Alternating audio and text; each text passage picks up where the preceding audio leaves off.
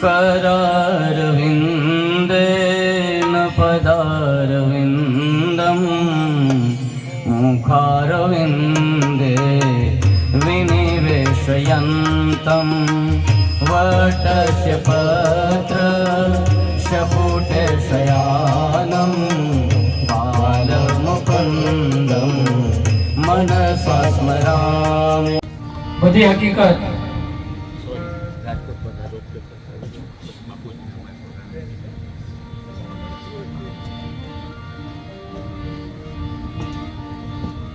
બંને ભાઈઓ ફૂલ લઈને આવ્યા પછી જે બન્યું ને બગીચામાં એ બધી હકીકત પોતાના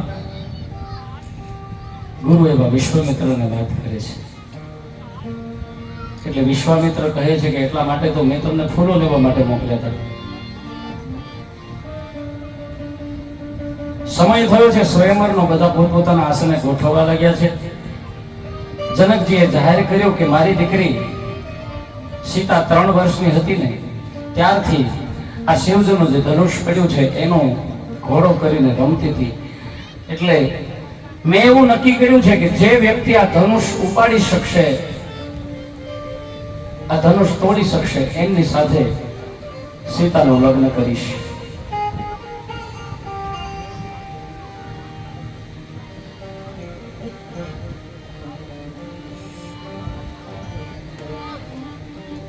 જનકજીએ આટલું જાહેર કર્યું. એમાં ઘણા બધા રાજાઓ હતા. 1-2 રાજાઓએ ટ્રાય કરી, એનાથી ન ઉપડ્યું. રાવણ ઉભો થયો. શિવનો ભક્ત હતો એટલે સેજ અમથું ઊંચું થયું, આંગળા હલવાઈ ગયા. ખેંચવા ગયો એટલે આંગળીઓ ઓચિંતાની નીકળી એટલે પડ્યો. સભામાં બધા હસવા લાગ્યા. અપમાન થયું. અપમાન થયા પછી પણ એ સભામાં બેઠો. બીજા રાજાઓ છે એને ઘણાએ ઉપડવા માટેની કોશિશ કરી, કોઈ નથી, ના ઉપડ્યું. છતાં પણ પાછા અપમાનિત થઈને પણ એ સભામાં બેઠા છે. શું કામ? તો કે કદાચ આ ધનુષ કોઈથી ના ઉપડે અને જનક છે એ નિર્ણય ફેરવે તો આપણો વારો આવી જાય.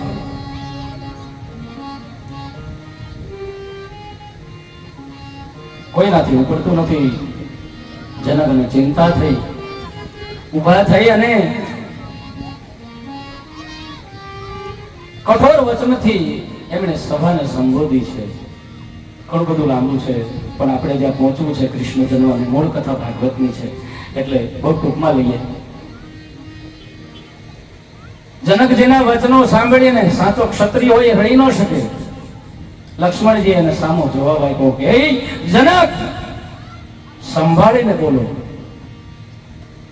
તમે એવું ન સમજતા કે આ પૃથ્વી ઉપર કોઈ ક્ષત્રિય નથી. આ તો અમારા ગુરુની આજ્ઞા નથી. બાકી આ ધનુષને ખંભે નાખીને 400 કોસ સુધી દોડતો જાવ.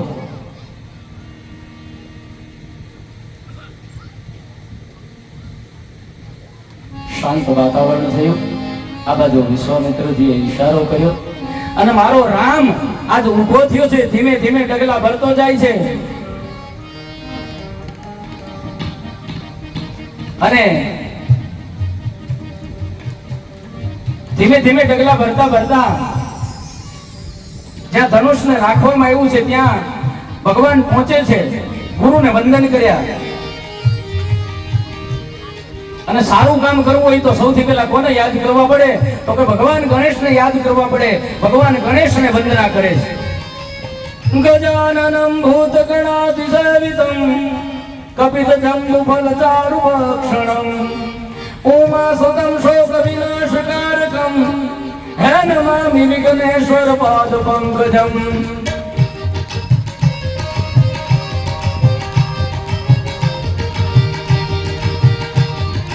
ઉપર સીતાજી માં જગદંબાને પ્રાર્થના કરે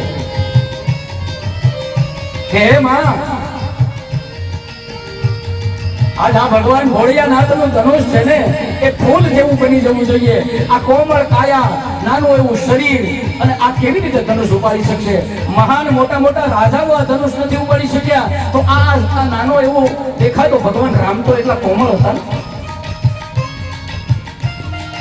એટલે માં ઉમાને પ્રાર્થના કરે છે કે ભગવાન ભોળાનાથને પ્રાર્થના કરો આ ધનુષ હલકું બની જાય.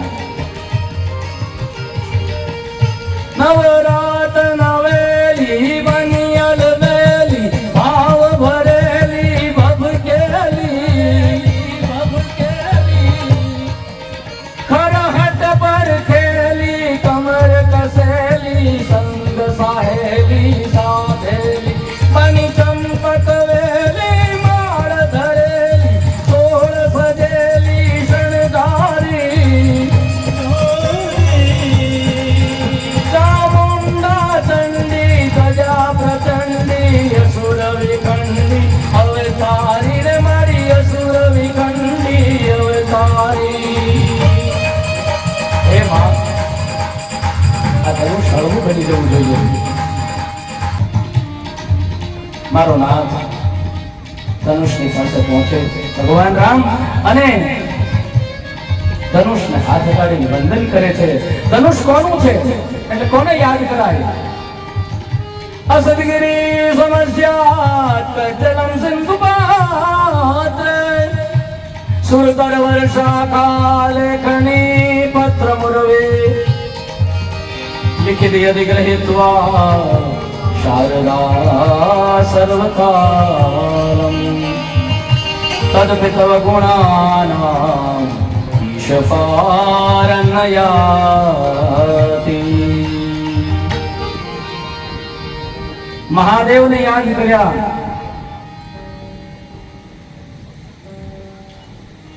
રામના હૃદયમાં કોણ છે? મહાદેવ.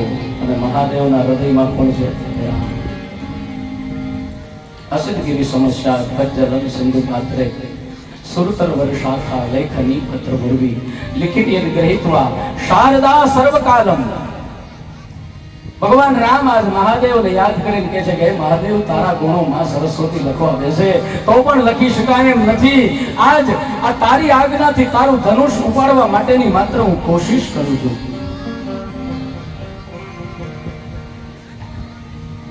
ભગવાન રામ આમ શેર જમણો હાથ લંબાયો ખાલી ત્યાં ધનુષ આપ મેળે એના હાથમાં આવી ગયું છે.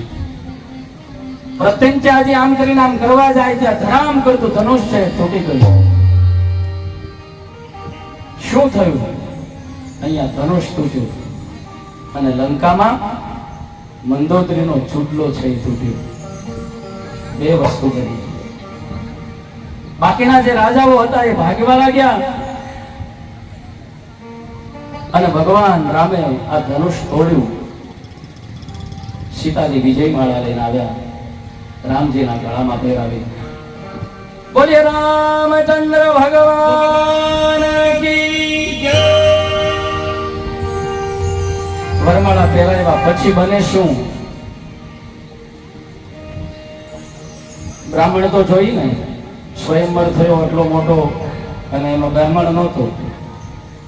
કોઈએ જઈને પરશુરામને ખબર આપ્યા કે તમારું આપેલું જનકજીને શિવનું ધનુષ એ કોઈ ક્ષત્રિય તોડી નાખ્યું.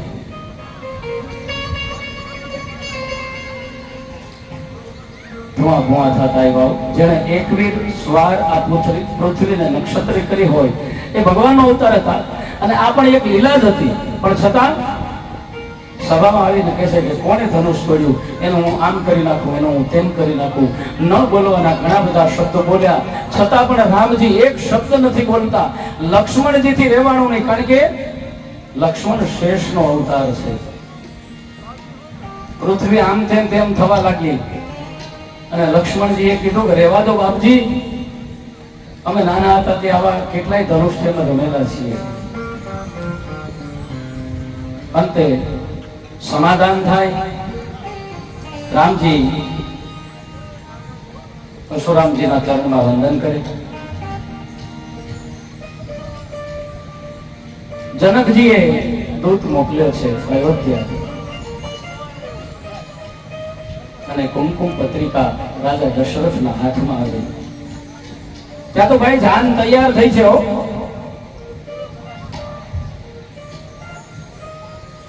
સારા સમાચાર આપ્યા એટલે રાજાએ નવલખા હાર પોતાના ગળામાંથી કાઢીને દૂતને આપ્યા છે. પણ દૂતો શું કે છે, આ ખાનદાની અમારાથી ન લેવાય, અમે દીકરી પક્ષના છીએ એટલે અમારાથી ન લેવાય. જાન જનકપુર આવી છે. નારદજીએ મુહૂર્ત આપ્યું માગસર સુદ પાંચમ. ગોરજ ગોરજ કહેતા ગાય સાંજે ઘરે આવે અને જે માટી ઉડતી હોય એટલે સંધ્યા સમયે લગ્ન ગોઠવાય. મંગલ મૂલ લગન દિના, મંગલ મૂલ લગન દિના, ઋતુ અગહન માસ સુહાવા, વિમરિતુ અગહન માસ સુહાવા. જાન આવી છે ધનતેરસ ના દિવસે અને ગઈ છે વસંત પંચમી ના દિવસે. રામજીના લગ્નમાં કામદેવ છે એ ઘોડો બનીને આવ્યો છે. પછી ચારે ભાઈઓના લગ્ન નક્કી થયા છે. રામ, લક્ષ્મણ, ભરત, શત્રુઘ્ન, સીતા, શ્રુતિ, કીર્તિ અને માંડવી. મહા લગ્નોત્સવ થયો. જાન વિદાયનો સમય આવે, ઘણી વખત દશરથ જનકજી આગળ જાય, રજા માગે તો કે ના હજી રોકાવ, હજી રોકાવ, હજી રોકાવ. પણ આખરે આ સમય આવી ગયો અને જનકજી છે વિદેહ કહેવાય, દેહ વગરનો માણસ. એને પણ જો દીકરીની વિદાય હળબલાવી ગઈ હોય, એને પણ જો દીકરીની વિદાય રડાવતી હોય તો આજે હું તમે આપણી દીકરીને વળાવીએ.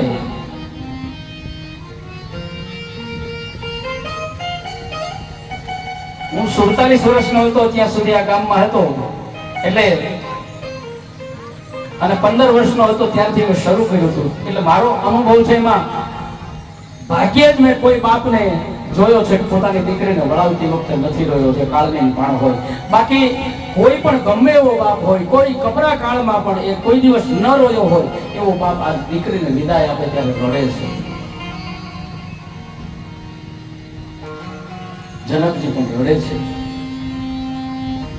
કારણ કે એક સાથે ચાર દીકરીને વિદાય આપી છે.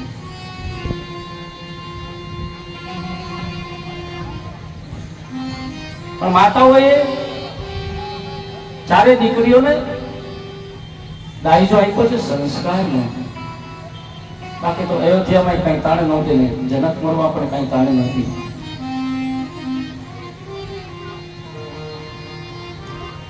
બેનારે સાસરે જાતા જો પાપણ ના ભીંજાય, દીકરી તો પારકી મેં અહીંયા બન્યો છે બેનારે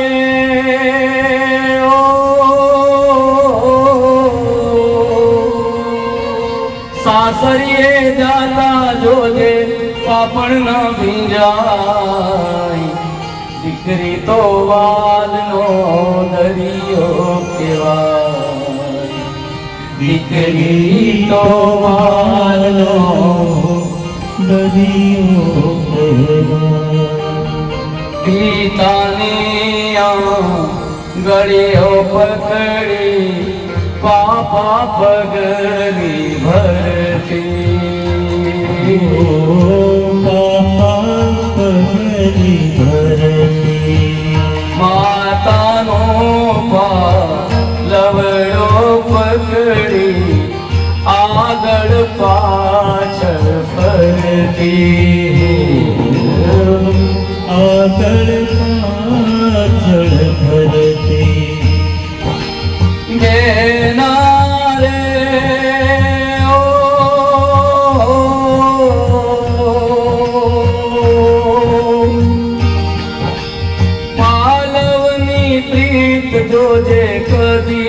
ભૂલાય. દીકરી તો વાલનો દરિયો કહેવાય. દીકરી તો વાલનો દરિયો કહેવાય. દીકરીએ તો દીવડો જાણે ત્રણ ત્રણ કુળને ઉજાળે. ત્રણ ત્રણ કુળને ઉજાળે.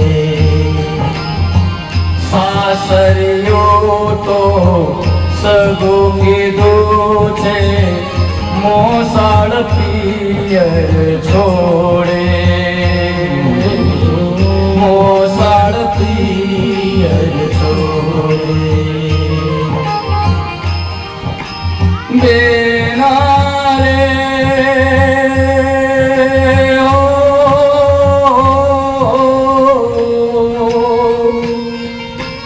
કુટુંબ કેરી પ્રીત જોજે કદી ના વિખાય. દીકરી તો વાલનો દરિયો કહેવાય. દીકરી તો વાલનો દરિયો કહેવાય. દીકરી તો વાલનો દરિયો કહેવાય.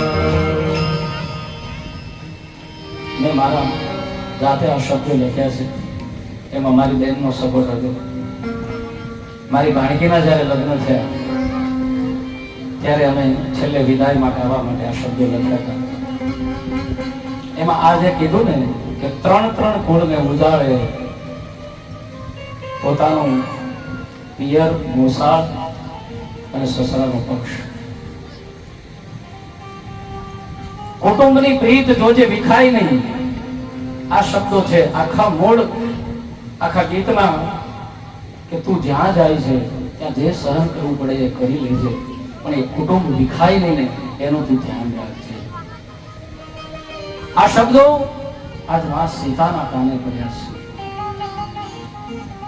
ચારે દીકરીઓને માયા આ ભલામણ આપી છે.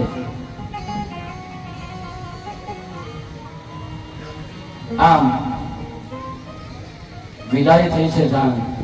સમય ક્યાં પસાર થયો કોઈને ખબર નથી. અયોધ્યા આવ્યા છે. 4 લક્ષ્મી ને નારાયણ ઘરે આવ્યા.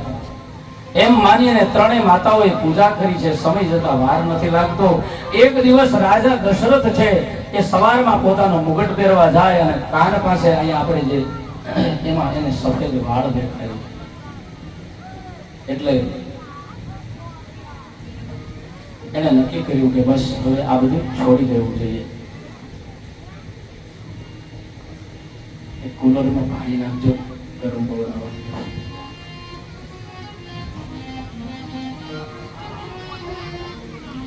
હવે આ રાત છોડી દેવાય. હવે આપણે કઈ ઉપાધિ જ નથી રાત છોડવાની, કારણ કે થોડું ઘણું દેખાય ત્યાં આપણે હું મારું સંતાન તમને કોઈને નથી કહેતો.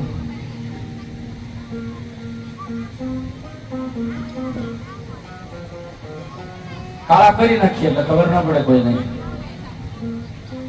પણ છોટ છે કાળા કરવાની. ખાલી વાળ કાળા કામ નહીં કરીએ ને તો કાળા વાળ કરેલા નહીં નડે.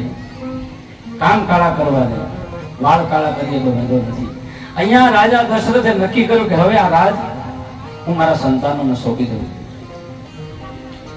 અને પહેલેથી ચાલ્યું આવે છે કે જ્યેષ્ઠ પુત્ર મોટો દીકરો હોય અને રાજ સોંપવાનો હોય, તરત ને તરત વશિષ્ઠજીને બોલાવીને સારું મુહૂર્ત કાઢ્યું. બીજા દિવસે સવારે રાજાને કહ્યું કે રાજ્યાભિષેકનું મુહૂર્ત આવ્યું છે. રામજીને સમાચાર મળ્યા છે, પોતાને કહ્યું નથી. હું કામ તો કે અમે 4 ભાઈઓ અને મને એકને જ રાજ, જે ભાગ મળે એ ચારેયને મળવો જોઈએ. રામજીને કહ્યું નથી. છતાં વશિષ્ઠજી સમજાવે કે મોટા એક ગાદી સ્વીકારવી પડે. આ બાજુ દેવો દુખી થયા કે કાલે જો રામ ગાદીએ બેસી જશે તો જે એને અવતાર લીધો છે રાક્ષસોનો નાશ કરવા માટે, એનું શું થશે? દેવોએ તરત ને તરત વિઘ્નેશ્વરી દેવીને યાદ કર્યા અને કહ્યું કે જાઓ અયોધ્યામાં કોઈ એક એવું પાત્ર શોધો કે જેથી કરીને આપણે આપણું કામ કરી શકીએ. અયોધ્યામાં નજર પડી, કોઈ નજરે પડતું નથી. એમાં મંથરા છે નજરમાં ચડી. મંથરાના શરીરમાં બેઠા. કૌશલ્યાને સમાચાર આપનારી દાસી હાથમાં મોતીની માળા લઈને નીકળી. મંથરાને મેણું માર્યું. મંથરાના તેલમાં તેલ રેડાણું અને એ સીધી માં કૈકેયીની પાસે ગઈ. તને માં કઈ ખબર છે? ના. શું? તો કાલે સવારે રામને રાજ્યાભિષેક થવાનો છે. કૈકેયીને પણ અતિશય પ્રિય કોઈ હોય અયોધ્યામાં તો એ રામ હતો. ખુશીની મારી ઉછળવાની.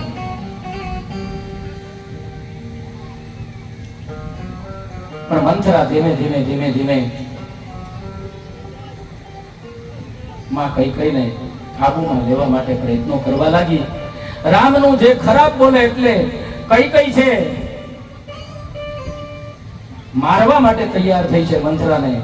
પણ છતાં મંથરા એક પછી એક દાવ ફેંકવા લાગી અને માં કૈકેયીને આધીન કરી લીધી. આ ચાલ હવે રામને ગાદી નહીં, પણ મારે કરવું શું એના માટે? તો કે તમે અને રાજન યુદ્ધમાં ગયા અને યુદ્ધ જીતવાની અણીમાથે હતું નહીં, ત્યારે રથના પૈડાની જે મેખ નીકળી ગઈ હતી, ત્યારે તમે જે આંગળી રાખી અને પૈડું એમનામ રાખ્યું હતું અને એ યુદ્ધ જીતીને આવ્યા પછી રાજાને ખબર પડી દશરથને, ત્યારે તમને વરદાન માંગવા માટે કહ્યું હતું. તમે આજ સુધી વરદાન માંગ્યા નથી.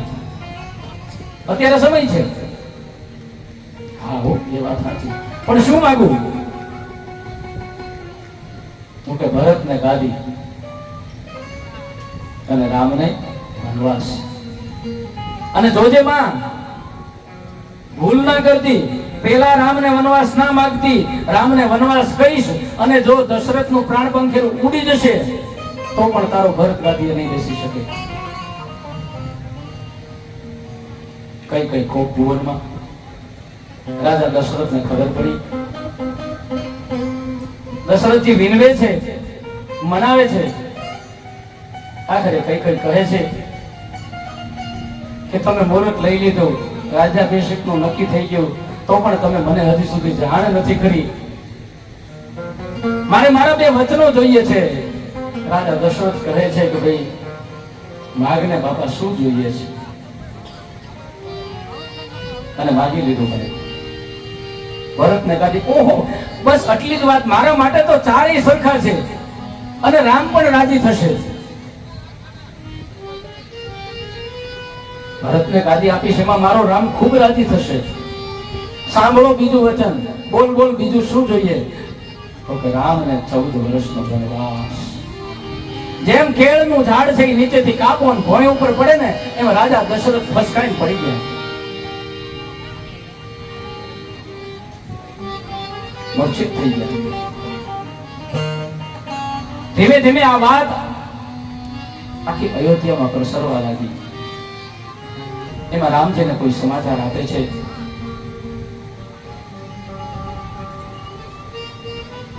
ટૂંકમાં કહીએ તો રામજી પિતાના વચન પાળવા વનમાં જવાની તૈયારી કરે. લક્ષ્મણને સમાચાર મળ્યા કે હું રામ વગર રહી શકું નહીં, રામ કે હું લક્ષ્મણ વગર રહી શકું નહીં. એટલે લક્ષ્મણજી સાથે આવે. સીતાજી પણ જીદ કરીને કહે છે કે હું પણ અહીંયા નહીં રહી શકું. તને મક્કલ પહેરી વનમાં જવા માટે નીકળી ગયા છે. આ દશરથ અહીંયા રામ રામ રામ રામ રટણ કરે છે.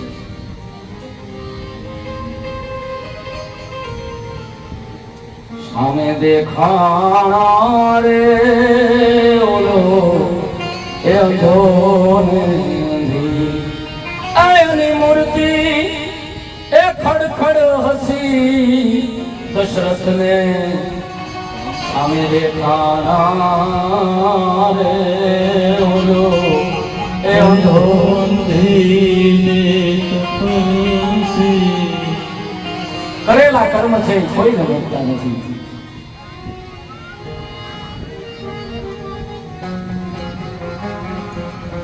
આજ મારો નાથ અયોધ્યા છોડી અયોધ્યાને રડતી મૂકી અને વન તરફ જાય. બાલક બુદ્ધિ બિહાઈ ગુહે લગે લોગ સબ સાથ તમ સાચેર નિવાસ કિએ પ્રથમ દિવસ રઘુનાથ. તમસા નદીના કિનારે આવ્યા, ત્યાં મુકામ કર્યા. રામજીની સાથે પ્રજાજનો આવેલા, તે બધાને સૂતા મૂકી ત્યાંથી રાત્રિના સમયે જતા રહે છે. સવારે શૃંગપેર પૂરની અંદર પહોંચે. શૃંગપેર પૂર ગંગાજી પાર કરવા છે. કેવટને બોલાવે છે. કેવટ કહે, પ્રભુ તમારા ચરણની રજ છે, કામણગારી છે. જે શિલા હતી એમાંથી અહલ્યા બની ગઈ. કદાચ આ મારી નાવડી છે એ નારી બની જાય તો કાલથી મારી આજીવિકા ટળી જાય.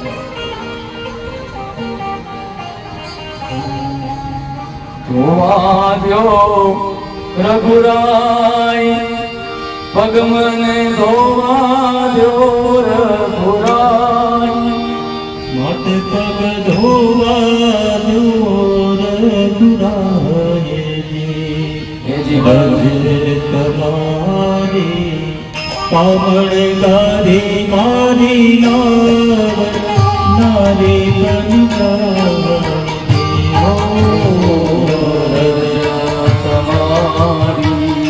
પામણગારી મારી નારી બની જાય.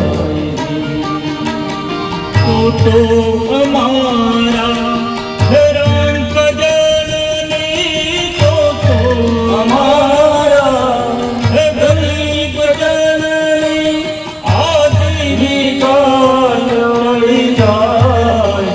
માટે પગ ધોવા દો રઘુરાયજી. ધોવા દો રઘુરાય. એ જીવન પડો મનમાં તમારા પગ ધોવા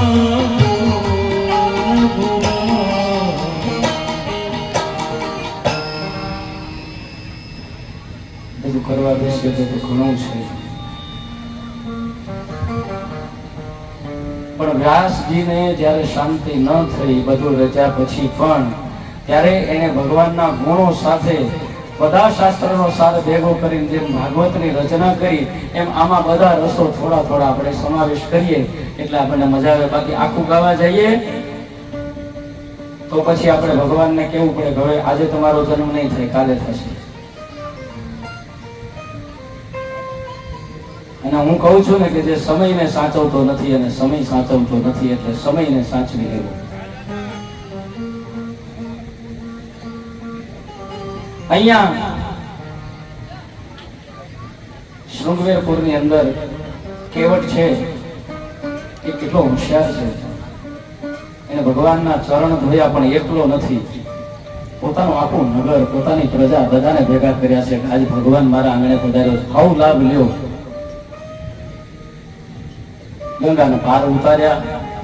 ઉતરાઈમાં કઈ લેતો નથી. કે છે આપણે તો ધંધાભાઈ થઈ, વાણંદ કઈ વાણંદ ગાડી કરવાના પૈસા લેની અત્યારે લઈ લેજો. નાઈ કોઈ દી નાઈ ની ઉતરાઈ નો લે. તમે ભવસાગર પાર ઉતારનારા, હું ગંગા પાર ઉતારનારો, છતાં પણ કઈ હતું નહીં. સીતાજીની પાસે એક વીટી હતી, ઉતારીને આપે છે. પણ કેવટ ના પાડે છે. આપણે તો ધંધાભાઈ છીએ, આપણે ન લેવાય.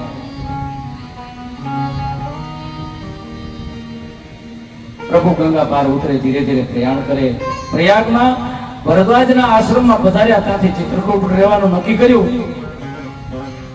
चित्रकूट के द्वार पर भई संतन की भीड़, आ तुलसीदास चंदन की से आबिल करे रघुवीर. આ દોહો કોણ બોલ્યું છે? મારુતિ. આ દોહો કોણ બોલ્યું છે? હનુમાનજી. તુલસીદાસજી રામજીને ઓળખી શક્યા નથી. હનુમાનજી પોપટ થઈ અને આ દોહો ત્યારે 3 વખત બોલ્યા છે. चित्रकूट के द्वार पर वही संतन की भीड़, तुलसीदास संदन विषय तिलक देत रघुवीर तिलक करे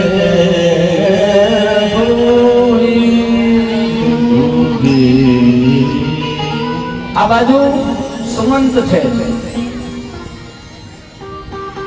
એ પાછા ફરે અયોધ્યામાં પ્રજાને લઈને. દશરથજી રામ યોગમાં રામ રામ કરતા પ્રાણનો ત્યાગ કરે. વશિષ્ઠજીના કહેવાથી કઈ દેશમાં ગયેલા ભરત અને શત્રુઘ્નને બોલાવવામાં આવે. રસ્તામાં અપશુકન થવા લાગ્યા. અયોધ્યામાં પ્રવેશ કરે. લોકોએ કાળા કપડા પહેરેલા છે. ભરતજી વ્યાકુળ થઈ જાય. ભરતજી આવ્યા માં કૈકેયીની પાસે. દોડતી માં મળવા ગઈ. માં, મારા પિતાજી ક્યાં? કઈ કહે તારા પિતાજીએ પ્રાણનો ત્યાગ કર્યો છે અને આ બધું રાજ્ય તને મળ્યું છે. આ મંત્રાના કહેવાથી તને રાજ્ય અને રામને 14 વર્ષનો વનવાસ. તેથી રામ, લક્ષ્મણ અને સીતા વનમાં ગયા છે. ભરતને ખૂબ દુઃખ થયું.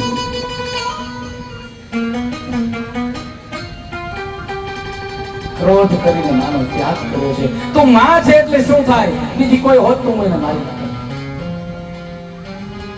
હે માં, આ વચન માંગતા તારી જીભ કપાઈ કેમ ના ગઈ? અરે તારા મોઢામાં કીડા કેમ ન પડ્યા? હે માં.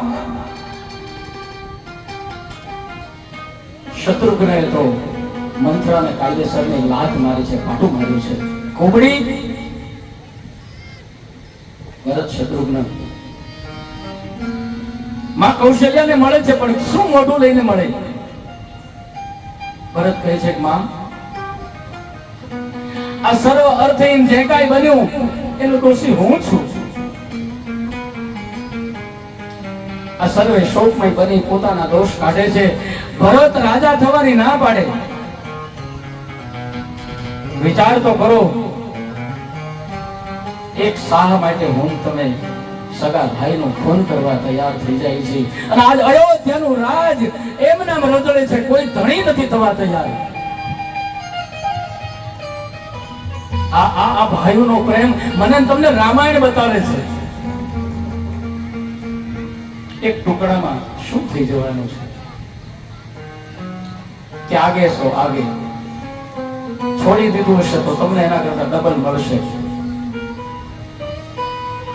બધા જ રામજીને મળવા વનમાં જાય. ગંગાજી પાર કરી જ્યાંથી રામજી ચાલીને ગયા ને ત્યાંથી ભરત છે એ પોતે પણ ચાલીને ગયા. ભરદ્વાજ મુનિ સમજાવે કે આ તો પ્રભુની લીલા છે. શોકનો ત્યાગ કરો. તમે ભાગ્યશાળી છો કે તમને રામજી રોજ યાદ કરે છે. 10મે દિવસે રામ અને ભરતનું મિલન થાય. આ બાજુ સીતાને સ્વપ્ન આવે. સાસુજીનો અમંગળ વેશ. ભરતજી મળવા આવે છે. સાથે પ્રજા છે. સ્વપ્ન રામજીને કહ્યું. રામજી કહે કે આ સ્વપ્ન સારું નથી. ત્યાં કોઈ ભીલ સમાચાર આપે કે ભરત નામનો કોઈ રાજા ચતુરંગી સેના સાથે આ બાજુ આવી રહ્યો છે. એટલે લક્ષ્મણને એમ લાગ્યું કે આ ભરત હજી જીવતાય રહેવા દેવા નથી માંગતો, યુદ્ધ કરવા માટે આવે છે. લક્ષ્મણ ગુસ્સે થાય. રામજી રોકે. લક્ષ્મણ, તું ભરતને ઓળખતો નથી.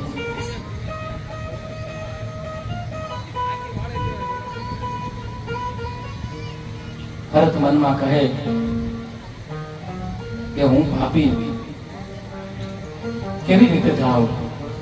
મળવા માટે ઘરેથી નીકળી ગયા, પહોંચવાની તૈયારી છે, પણ મનમાં એમ થાય કે મારા માટે થઈને જેને વનમાં જવું પડ્યું એને હું કેવી રીતે મળી શકું? ભરત પ્રભુને વંદન કરે છે, પણ આ બાજુ ભગવાને દોટ મૂકી. કહત સપ્રેમ નાહી મહિમાતા ભરત પ્રણામ કરત રઘુનાથ. ઉઠે રામ સુની પ્રેમ અધીરા કહું ભટ કહો નિસંગ ધન તોરા. ઉઠે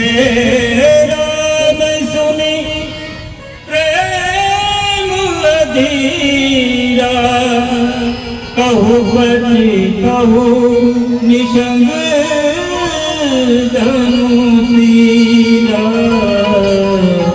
નિસંગ ધનુષીરા. ચિત્રકૂટ ઉપર આજે જીવ અને શિવનું મિલન થયું છે. માં સીતાને પ્રણામ કર્યા, સૌ મળ્યા છે. શું આ મિલન છે? અદ્ભુત મિલનની કથા છે. ભરતજી તથા પ્રજાજનોને રામજીએ સમજાવી, પાદુકા આપી વિદાય કર્યા. અયોધ્યામાં આવી સિંહાસન ઉપર પાદુકાઓ પધરાવી રામ કથા આગળ ચાલે. પંચવટીમાં ગોદાવરીના કિનારે આશ્રમ બનેલો છે. ત્યાં રામ અને લક્ષ્મણજી પાસે રાવણની બેન શૂર્પણખા આવે, લગ્નની વાત કરે, નાક કાન કાપીને પાછી મોકલવાના આવે. રાવણને સમાચાર મળે, જો બાવાનું રૂપ લીધું છો, સાધુનું રૂપ નથી, એટલે કોઈ સાધુને ક્યારેય ન કહેવું. બાવો, આપણે જે પેલા દિવસે ચોખ્ખું કર્યું, બાવો કોને કહેવાય? ઘરથી કંટાળી ગયો હોય, કમાવાથી કંટાળી ગયો હોય, મહેનત કરવાથી કંટાળી ગયો હોય, બેઠા બેઠા જેને ખાવું હોય, સમાજને છેતરીને ખાવું હોય, ઈ બાવો. સાધુ નહીં. બાવાનું રૂપ લઈ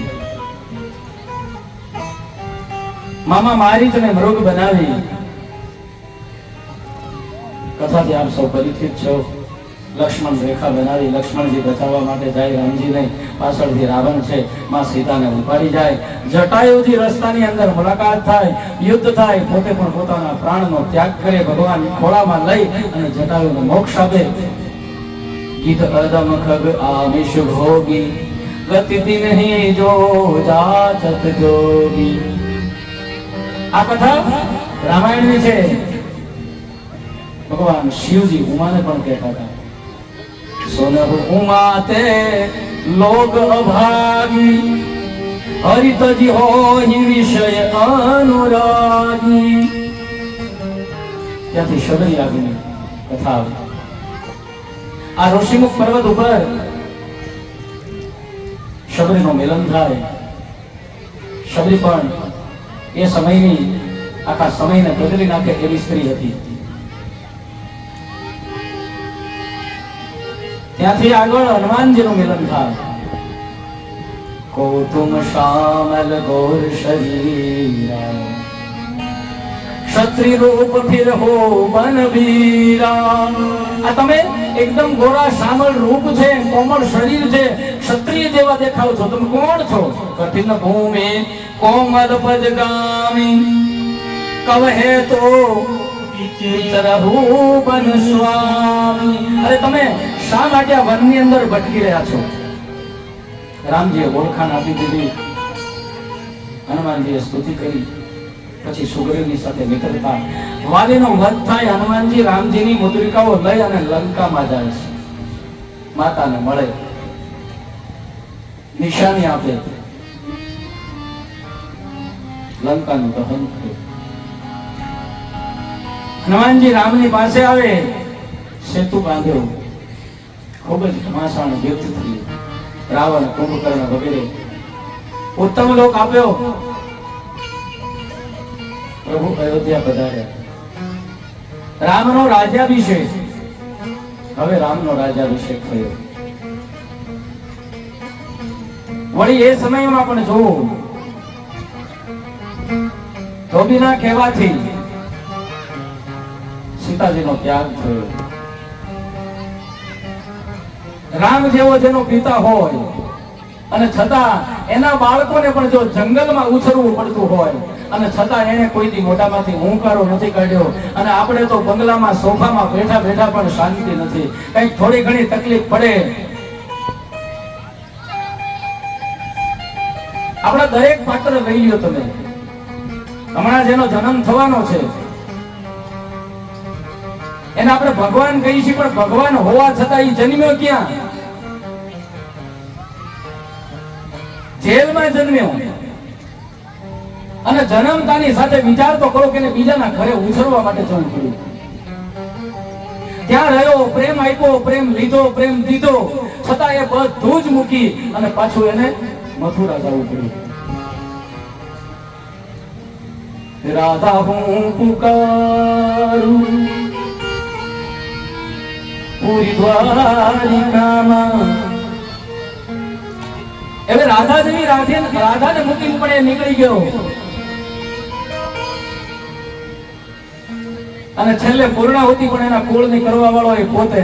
છતાં એને એના એક પણ પ્રસંગ એવો બતાવો કે ક્યાંય કૃષ્ણએ કોઈ પણ જગ્યાએ ફરિયાદ કરી હોય કે હું એલા ભગવાન બનીને એવો મને ક્યાંક તો હકે રહેવા દે, કોઈ કીધું? અને આપણે મનુષ્ય બનીને આવ્યા પછી અત્યારે શું નથી આપણી પાસે, શું કેટલી સુવિધાઓ છે. વિચાર કરો. મેં જોયું છે કે આ ગામમાં ઘણા બધા એવા પણ લોકો હતા કે જેને પગમાં પહેરવા માટે ચંપલ નહોતું.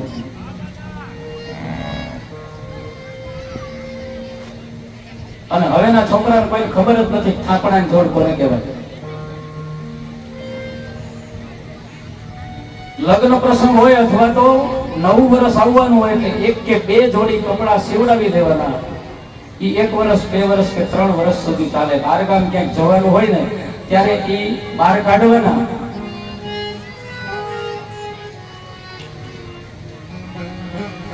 સ્ત્રીની આખી વાત જ નહોતી. અને ઈ પેલાની વાત કરીએ, હજી આ વાત તો થોડી આગળ આવી ગઈ, પણ આપણા બાપ દાદાઓએ પાણકોરું કર્યું છે કે જેની આપણે અત્યારે પછેડી બનાવીએ છીએ. છતાં એને કોઈ ફરિયાદ કરી? અત્યારે આટલું બધું હોવા છતાં જેની પાસે જાવ એની પાસે કંઈક ને કંઈક ફરિયાદ છે.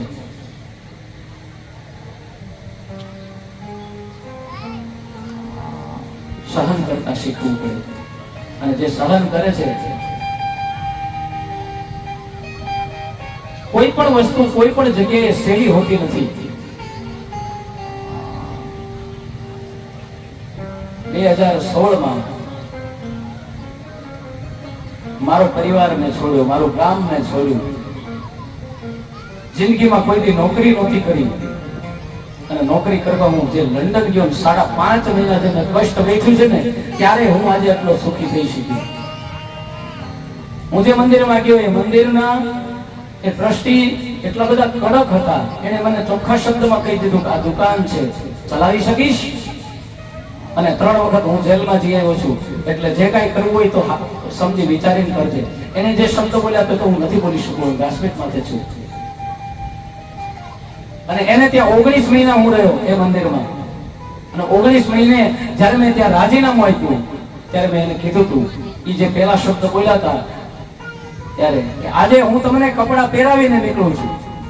તમે મને એમ કીધું હતું તે દિવસે કે મારા જેવો, હું નથી બોલતો એ શબ્દ, કોઈ નથી. એટલે મેં એને કીધું આજ 19 મહિના પછી તમારું મંદિર છોડું છું. અને મેં જે તપ કર્યું છે અહીંયા, મારા જાગનાથ મારી સાથે હતો એટલે મને જલારામે વાંધો ન આવવા દીધો, પણ આજ હું તમને કપડાં પહેરાવીને નીકળું છું. અને એ વ્યક્તિએ કબૂલ કર્યું કે લંડનમાં હજી સુધી આવી કોઈ વ્યક્તિ મને મળી નથી. પોતે વકીલ જેવો હતો, ગમે તે બાબતમાં કોઈ પણ પ્રકારનો વિશ્વાસ નહીં, ગમે તે બોલો એટલે એનો વિરોધમાં જ થાય. પણ છતાં હું ત્યાં ટક્યો ને મેં સહન કર્યું તો મને સ્વર્ગ જેવું શ્રીફળનું મંદિર મળ્યું. બાકી એ સમયે હું મારી પત્ની, મારો છોકરો, મારા મા બાપ, મારું ગામ આ બધું યાદ કરી અને પાછો આવતો રહ્યો હોત તો કઈ પ્રાપ્ત ન થાય. મારો કહેવાનો ભાવ મારા વખાણ નથી કરતો હું, પણ સહન કરો કોઈ પણ જગ્યાએ જાવ તો. આજે પણ બધાના દીકરા દીકરીઓ વિદેશમાં જાય છે. વિદેશમાં જવું સહેલું નથી, ત્યાં જે સહન કરવું પડે છે ને, એક વખત છોકરાને વ્યવસ્થિત પૂછો તો ખબર પડે. આપણને પૈસા વાળા લાગે તરત કે હા વિદેશમાં કેટલું બધું કમાય છે, પણ વિદેશમાં મહેનત કેટલી કરે છે એક વખત વિચારજો. સવારના 8 વાગ્યાનો ગયો તો રાતના 12 વાગે પણ ઘરે આવવું હોય તો આવે, નહીં ઘરે ન આવી શકે. એટલું કામ માણસ જો અહીંયા કરે ને દિલ દઈને, તો અહીંયા પણ એટલો, એના કરતા હું પૂછું 50% 60% પૈસા તો મળવાના જ છે. પણ અહીંયા આપણે એટલું કરતા નથી. અને અહીંયા જે કરે છે આજની તારીખમાં સુખી છે.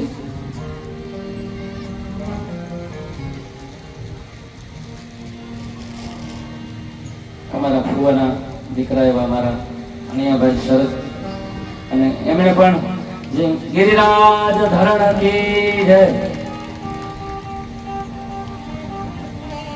નંદા બાપા હતા ને જેમ અમારા પ્રવીણ ફુવાએ ગામ થોડું થોડું સંભાળ્યું હતું એમ આ શરદે પણ અત્યારે વિજય છે એની સાથે રહીને અડતાલાનું ઘણું બધું કામ એ સંભાળ્યું છે. તો ખૂબ ખૂબ ધન્યવાદ. ગુરુદેવ ફઈના ચરણોમાં પ્રણામ.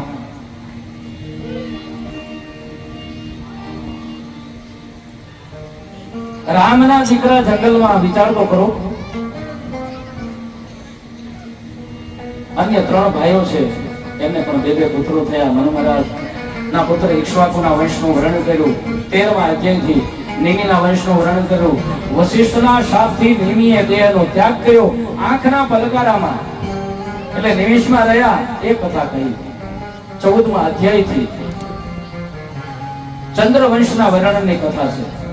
બ્રહ્મા વિષ્ણુ મહેશ આ ત્રિદેવતાઓ છે ને એ અનસૂયાને ત્યાં બાળક બનીને ગયા. દત્ત, દુર્વાસા અને ચંદ્રમા.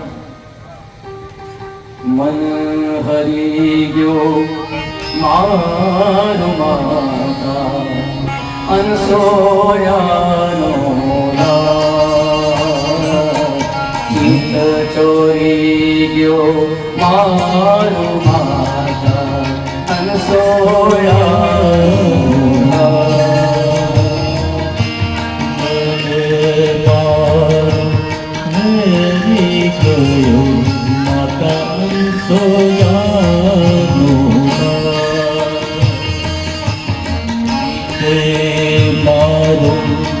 ચોરી ગયો માતા સોયાનો.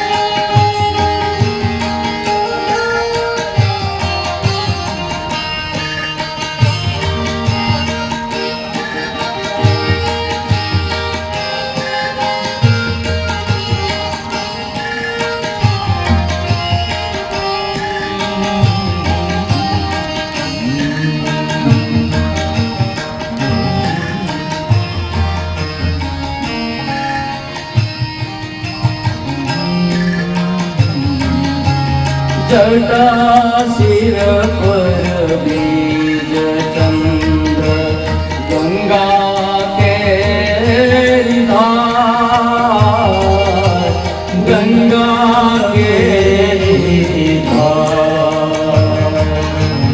જટા શિર પર બીજ ચંદ્ર ગંગા કેરી ધાર.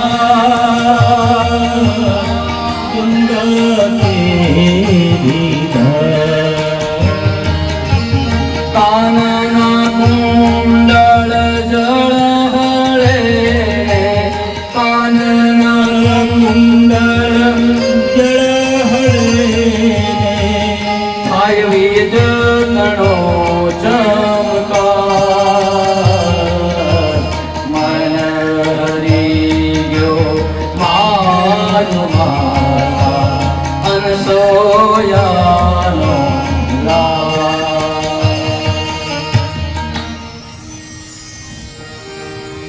અનસૂયાનો લાલ. આ 3 દેવો બાળક બની અને અનસૂયાને ત્યાં આવ્યા. ત્યાર પછી ચંદ્રવંશ કહેવાનો, તેને ત્યાં બુદ્ધ થયા, બુદ્ધને ત્યાં પુરુરવા થયા. રુચિકના પુત્ર જમદગ્નિ, તેને ત્યાં પરશુરામ થયા. એ વંશમાં આગળ જતા શસ્ત્રાર્જુન નામનો રાજા થયો. એણે જમદગ્નિને માર્યા. તેથી જમદગ્નિના પુત્ર પરશુરામે શસ્ત્રાર્જુનને માર્યા અને પૃથ્વીને 21 વાર નક્ષત્ર કરી. આ કથા સંભળાવી. ત્યાર પછી ગાદી તનાઈ. વિશ્વામિત્રના વંશનું વર્ણન કર્યું. વિશ્વામિત્રનું મેનકાની સાથે થયેલું સંતાન.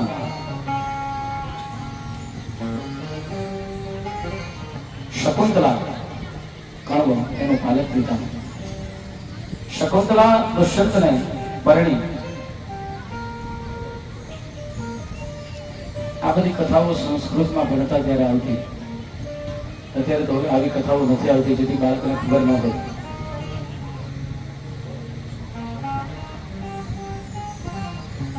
આજે આપણા દેશનું નામ ભારત પડ્યું હોય ને, એની પાછળનું કારણ છે કે શકુંતલાનું જે સંતાન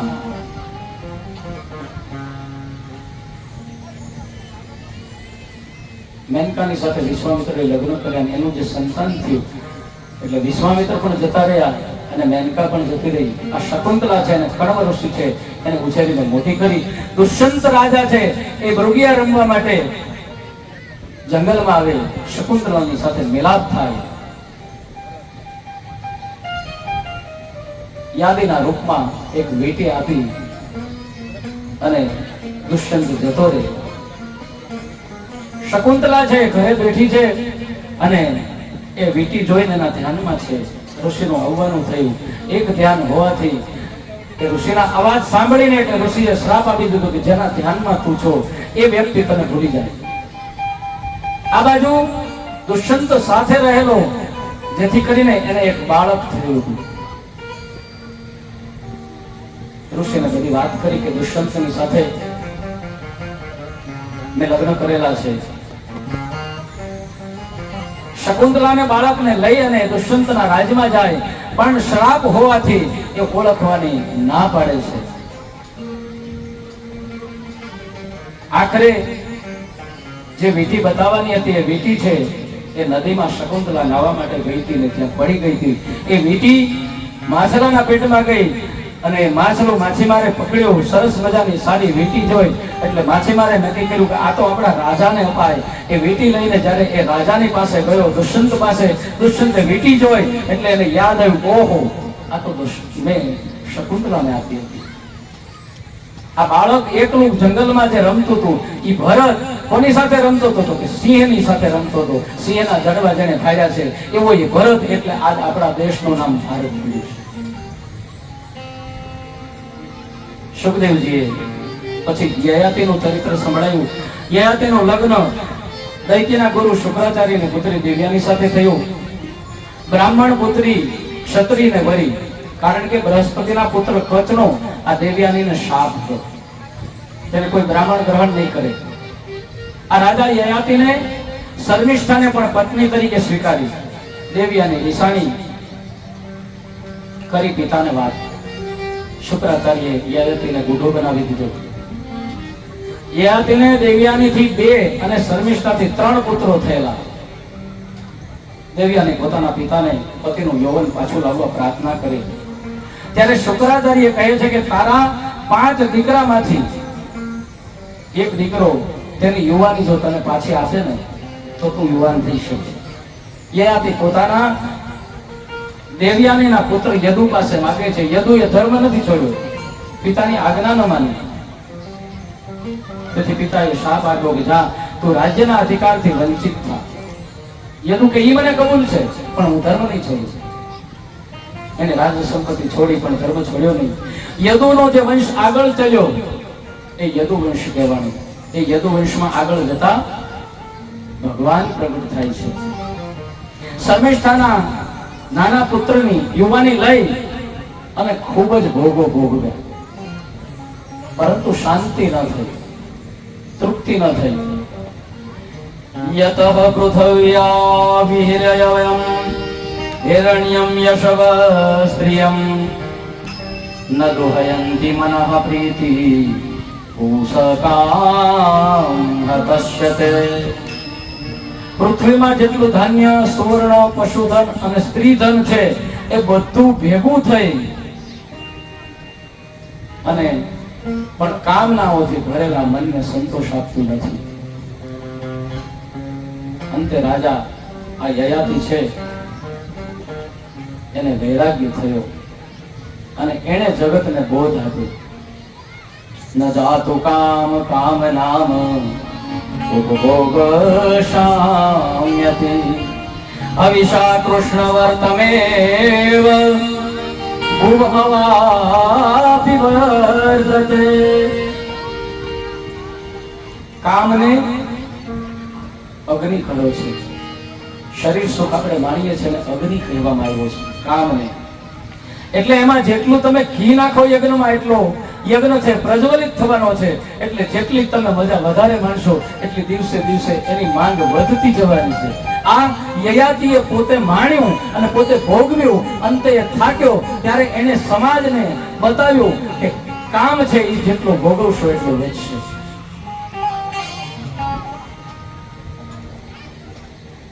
ભોગ બનવાની ઈચ્છા રૂપ આકૃતિ અનંગ અનલમાં ઘીનું કામ કરે છે. એનાથી અનંગ એટલે કામ શાંત થતું નથી, ઉલટાનો વધી જાય છે. ભોગ ભોગવવાથી ઉલટાની ભોગ વાસનાઓ વધે છે.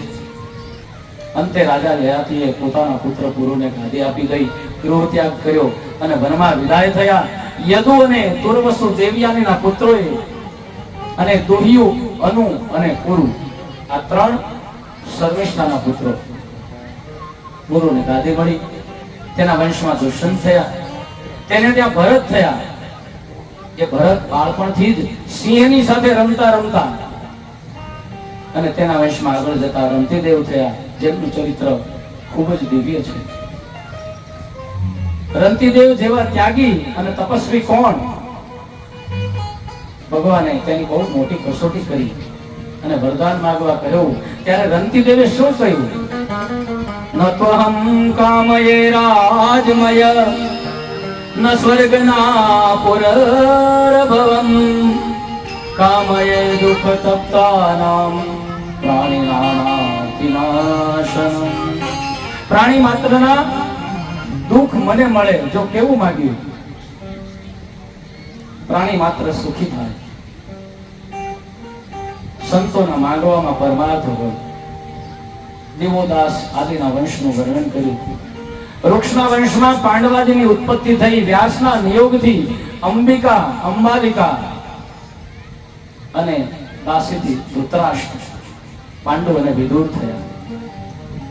આ પાત્રો અત્યારના છોકરાને યાદ ન હોય, પણ આપણી જે ઉંમરના જે બધા છે એને યાદ હોય, કારણ કે આપણા ચોરાના ચોકમાં આ પાત્ર ભજવવામાં આવતું અને હજી એક વિકાજી રાઠોડ બેઠા છે. કેવો સમય હતો, યાદ કરીએ તો પણ આપણને એમ થઈ જાય કે આ સપનું હતું. ગામમાં ભવાયા રમવા આવે ને એ ટૂંકા પડે ને, એ ભવાયા આપણા ગામના લોકો જે ખેલ ભજવતા ને એને જોવા માટે ભવાયા ને આવવું પડે કે વાહ વાહ અડતાલા વાહ. પૃથ્વીરાજ ચૌહાણ, ભીષ્મ, આર્યવ્રત, મંગળદાસ, ખરેખર અમારા ગામની અંદર નવરાત્રી દરમિયાન 9 દિવસના અલગ અલગ નાટકો ભજવવામાં આવતા ને, એક એક થઈ પાત્ર એક એક ચડિયાતું. એમાં ડાયરેક્ટર કોઈ કઈ હોય ને તો ટૂંકો પડે કે આવું તમને શીખવાડવું પડે. આટલા સરસ મજાના નાટકો ભજવતા. અંબિકા અંબાલિકા, દાસીથી ધૃતરાષ્ટ્ર અને વિદુર થયા. આ ધૃતરાષ્ટ્રનું લગ્ન ગાંધાર નરેશની કન્યા ગાંધારી સાથે થયું. તેને 100 પુત્રો થયા. એક કૌરવો કહેવાયા. એક પુત્રી થઈ દુશલા. પાંડુના 2 પત્ની કુંતા અને માદ્રી. કુંતી ભોજની કન્યા, કુંતાને પાંડુ પરિણ્યા અને મદ્ર નરેશ કન્યા માદ્રી પાંડુને પરિણ્યા. હકીકતમાં જે કુંતા છે તે પૃથા છે, વસુદેવના સગા બેન છે. પણ કુંતી ભોજે આ દીકરી છે ને દત્તક લીધી હતી એટલે કુંતા કહેવાય. દેવતાઓની આરાધનાના જે મંત્રો છે એના દ્વારા કુંતાથી 3 અને માદ્રીથી 2 પુત્રો થયા. તેને 5 પાંડવ કહેવાય. દેવયાનીના પુત્ર યદુનો વંશ જે આગળ ચાલ્યો એમાં આગળ જતા સુરસેન થયા. આગળ જતા આહુકને 2 પુત્રો થયા, દેવક અને ઉગ્રસેન. સુરસેન ને ત્યાં વસુદેવ થયા. આ દેવક રાજાએ 7 કન્યાના લગ્ન વસુદેવ સાથે કર્યા. દેવકની પુત્રીઓમાં જે દેવકી નામની પુત્રી છે એનાથી 8 પુત્રો થયા. એક પુત્રી થઈ સુભદ્રા. 7મા પુત્ર તરીકે રોહિણીથી બલરામ થયા, જે શેષનારાયણ બલરામજી ભાવજી મહારાજ ગણાય છે. અને 8મો પુત્ર તરીકે સાક્ષાત શ્રી હરિ કૃષ્ણ પ્રગટ થયા. યદુ રાજાનો વંશ દિવ્ય છે. આમ શ્રી કૃષ્ણ અવતારનું સૂચન કરી અને આ 9મો સ્કંદ છે એને વિરામ આપ્યો. કાયેન વાચા મનસેન્દ્રિયર્વા बुद्ध्यात्मना प्रकृति स्वभाव करोमि अद्य सकलं परस्मै नारायणाय इति समर्पयामि. નારાયણીયેતિ સમર્પયામિ સદા શિવાય समर्पयामि. બોલીએ બાલ કૃષ્ણલાલ लाल की મારી કથામાં સંગીત હોય છે, પણ અત્યારે જે કથાઓ ચાલી રહી છે એટલું સંગીત મારી કથામાં નથી હોતું. અને દરેક કથામાં 20 મિનિટ કે અડધો કલાક થાય એટલે તરત જ એકાદું સંગીત મૂકીને બેનો ઈશારો કરે થાવ ઊભા. કથા કરવા માટે આપણે આવ્યા છીએ, બેનોને નચાવવા માટે નથી આવ્યા. અને જેને ગરબા જ લેવા છે ને નવરાત્રીના 9 દિવસ હોય છે ત્યારે તો વેલા હોઈ જાય બધા. 4 વાગ્યા સુધી લ્યો ને ગવડાવાળા છગનભાઈ જેવા ઘણા હોય જ છે. બે છગનભાઈ હો, અમારા પ્લોટમાં છગનભાઈ છે, કોટડિયા છગનભાઈ છે.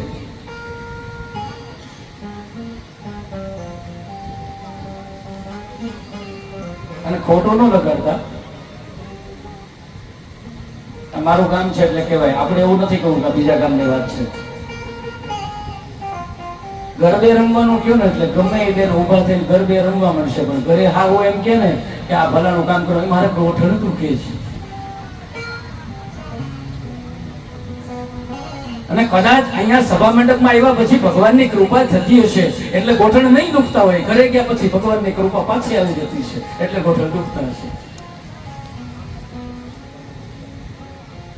એટલે કદાચ કોઈને એવું લાગે કે દાદા એમના કથા તો વાંચે જાય છે, પણ સાચી વસ્તુ કથા છે, બાકી બીજી બધી વસ્તુ વ્યથા છે. ભજન કીર્તન ધોળ આ તો તમે ગમે ત્યાંથી સાંભળી શકશો. આ કથાના જે શબ્દો છે એ નહીં સાંભળવા મળે. એની સવારીના ડંકા સંભળાય મોહન મારો આવે છે.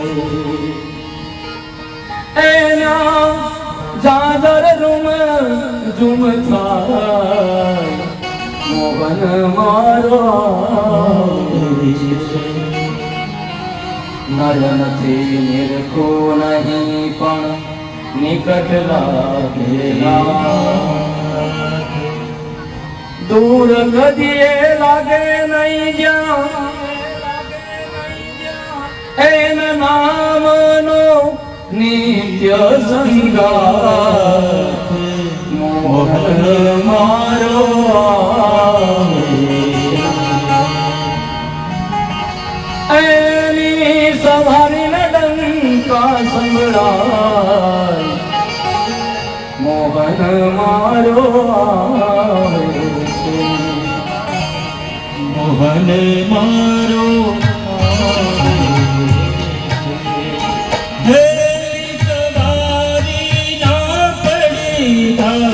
સંભળાય જીવન મારો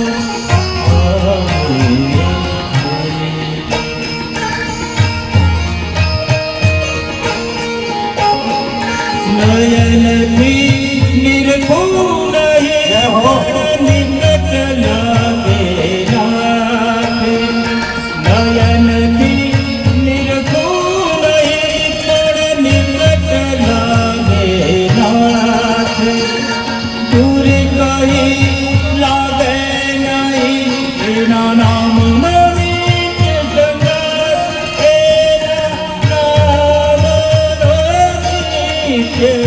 સંગાથ મોહન મારો આવે છે.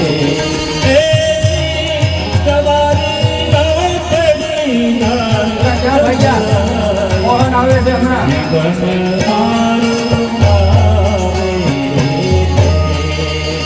મોહન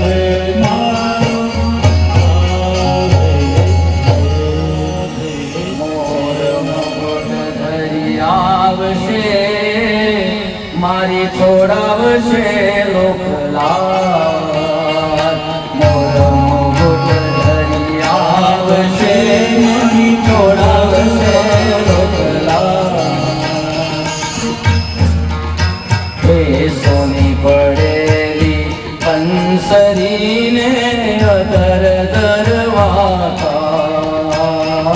સોની પડેલી બંસરીને અધર દરવાતા મોર મુકુટ ધરી આવશે મોર મુકુટ ધરી આવશે છોડાવવાને મોહન મારો આવે છે તેની સવારી ના પડી ના કંગળાય મોહન મારો આવે છે હે હું રે શું રે કરું નવ સમજાય મોહન મારો આવે છે હે મારા અણુએ અણુ ગીત કરે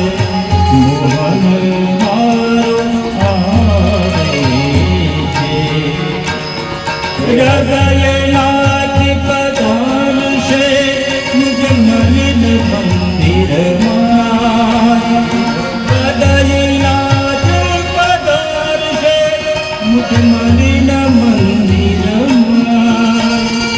કરુણા કરી સંગ કેલશે મારો ધન્ય થશે અવતાર મારો ધન્ય થશે મોહન મારો આવે કે તમારી પડી ગાય સંભળાય જીવન મારો આવે છે આંખે આંસુ ચોદાર રે છલકાય મોહન મારો આવે હે જુઓ મંગળ કંઠ સંભળાય જીવન મારો આવે છે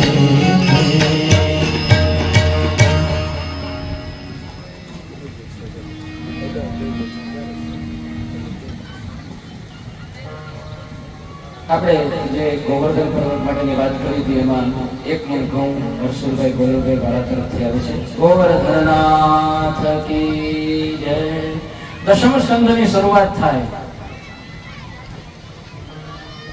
બરહા પીડમ નટવર વપુ કર્ણયો કર્ણિકારમ बिभ्रदवास कनक कपीशम वेदयन्तीं च रन्ध्रान वेणो रदर सुजया हुयं गोपवृन्दे बृन्दारण्यं स्वपदरमणं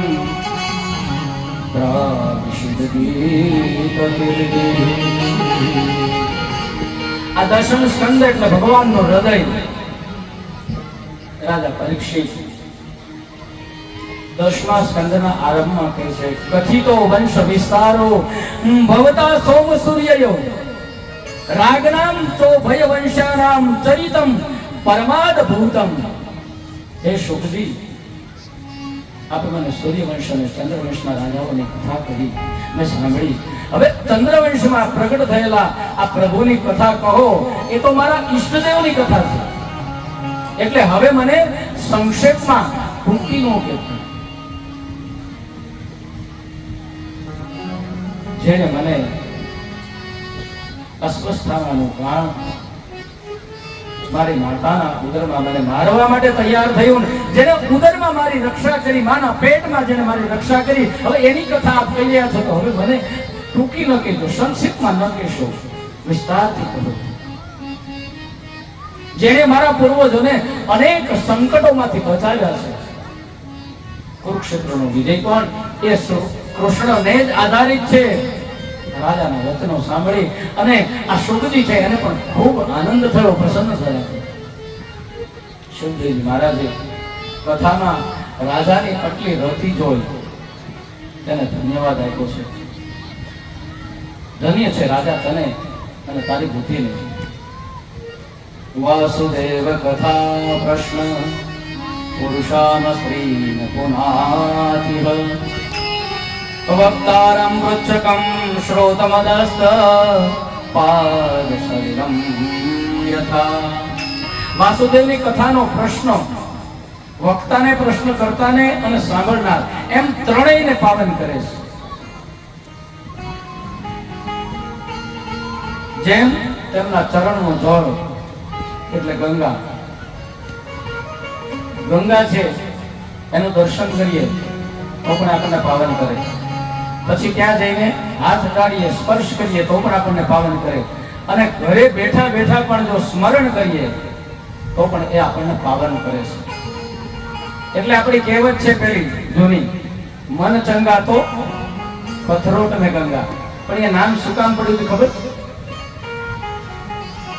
આપણા ગામ જેવું ગામ હશે ને, ગામમાંથી તીર્થયાત્રા જવા માટે પેલા તો સંઘ નીકળતો.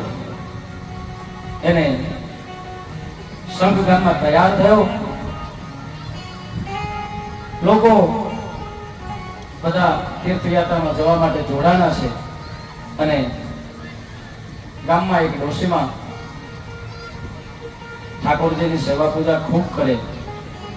એટલે વહુએ કીધું કે બા તમારે યાત્રામાં નથી જવું? તો કે ના, મારે તમારો ઠાકોરજી ભલો અને હું ભલી, મારે યાત્રામાં જવું નથી. પણ પછી માજીને શું થયું? તો વહુએ કીધું તો હું જાઉં. એટલે વહુએ જયારે હું જાવ એમ કીધું ને એટલે પછી ડોશીમાં તૈયાર થઈ ગઈ કે ના, હવે તારે નથી જવું, હવે હું જાઉં. એટલે ભાવ વહુને હતો, સાસુને ભાવ હતો નહીં. એટલે ગયા યાત્રામાં. આ બાજુ હૃદયથી જેને યાત્રામાં જવું હતું, ગંગાજીમાં જવું હતું, એ વહુ બિચારી રોજે રોજ ઠાકોરજીની સેવા પૂજા કરે, નવડાવે ધોવડાવે, પણ કોઈ દિવસ પોતે કરેલી ની પૂજા એટલે એનાથી અજાણી હતી. અને આ બાજુ આ ડોશી છે ને જવું નહોતું, પરાણે જવાનું થયું એટલે હાય હાય કર્યા કરે જ્યાં હોય ત્યાં. ગંગાજીમાં લઈ ગયા અને સેજ હાથ પડ્યો, ઓહો આ તો બહુ ટાઢું છે. પણ આ ડોશી પાડોશી હતા એને સમજાવ્યા, અહીં સુધી આવ્યા છીએ, હવે નાવું તો જોઈ. પરાણે ગાવડા પકડીને ડોશીમાને અંદર ઉતાર્યા. એમાં થરથર કાપતા હતા, એમાં સરસ મજાની અહીંયા ટોટી પહેરી હતી, એ વહી ગઈ ગંગાજીમાં. એટલે પછીની આખી 4 ધામની યાત્રામાં ટોટી જ હાલી, ભગવાન ક્યાંય આવ્યા નહીં. પણ બન્યું કેવું કે મન ચંગા તો કથરોટ મેં ગંગા. આ વહુ છે એ ભગવાન ઠાકોરજીની પૂજા કરી અને પાણી કાથરોટમાં એકઠું કર્યું. અને એ આમ કરીને આમ જ્યાં ભગવાનની મૂર્તિ લેવા જાય ને ત્યાં ભગવાન શાલિગ્રામની સાથે આ ટોટી આવી. અરે આ તો બાની ટોટી અહીં ક્યાંથી? ભગવાનના મંદિરમાં મૂકી દીધી. 15-20 દિવસ પૂરા થયા યાત્રામાંથી. માજી આવ્યા, સ્વાગત થયું, શેરી વડાવી, સજ કર્યું, પણ હાઈ ટોટી બીજું કઈ આવ્યું જ નહીં. ઘરે આવ્યા ને વહુએ કીધું કે શું છે ટોટી શું કરો? આ ભગવાનના મંદિરમાં જુઓ તમારી ટોટી અહીં પડી છે. એટલે ઓલી ગંગાજી સુધી ગઈ ને તોય એને દર્શન ન થયા. અને વહુનો ભાવ હતો મારે ગંગાજી જાવું છે, એટલે ગંગાજી ખુદ એના ઘરે આવ્યા. આ મન ચંગા તો કથરોટ મેં ગંગા. દર્શન કરવા માટે, સ્પર્શ કરવા માટે, સ્નાન કરવા માટે ને પાન કરવા માટે આ ગંગાજી છે. એનો યશ 3 લોકમાં પ્રખ્યાત છે. અને આ કથા છે એ ભગવાનના સ્વમુખમાંથી નીકળેલી ગંગા છે. એ મને તમને આ 3 પ્રકારે પાવન કરે છે. કથા સાંભળવાથી, કથા ગાવાથી, અને અહીંયા આવીને કદાચ સમાધિ લાગી જાય ને તો પણ વાંધો નથી. હવે એ પહેલાનો એવો સમય હતો એટલે લોકો થાકી જતા ને કથામાં આવીને ઊંઘી જતા. હવે બને ત્યાં સુધી એવું જોવા નથી મળતું, કથામાં આવ્યા પછી લોકો ઊંઘી જાય છે. એટલે બહુ સારું કહેવાય કે આપણે જાગ્રત છીએ. નહીતર મેં જોયેલું છે, જાનકીદાસ બાપુ આપણા ગામમાં કથા કરવા માટે આવતા, અને એ માઇક બાઇક તો કઈ હતું નહીં, સંગીત હતું નહીં, ધીમી ધીમી વાણી હોય. અને બહુ ગરમી થતી ત્યારે આપણી પાસે દવા છાંટવાના પેલા પંપ હતા, એમાં પાણી ભરી થોડો ઘણો બરફ ક્યાંકથી મળે તો નાખેલી ફુવારાથી પાણી છાંટતા આપણે એવી કથાઓ પણ સાંભળી છે.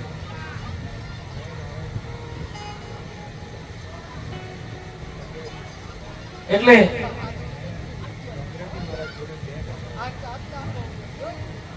આપણી સાથે ઉમેશભાઈ સોની જે તબલામાં છે એને ડોંગરેજી મહારાજ સાથે બે કથા કરેલી છે. એટલે આ કથામાં એનું પણ કંઈક ડોંગરેજી મહારાજની પણ આપણી માથે કૃપા કહેવાય. કઈ નહીં તો એનો સંગીતો ખરો કોઈ આપણી સાથે છે તો એને આપણે તાળીઓથી વધાવીએ.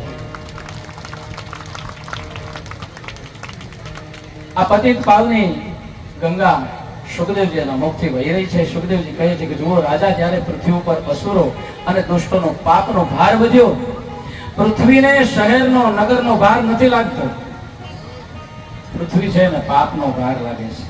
કંસ, શિશુપાલ, જરાસંઘ, દંતવક્ર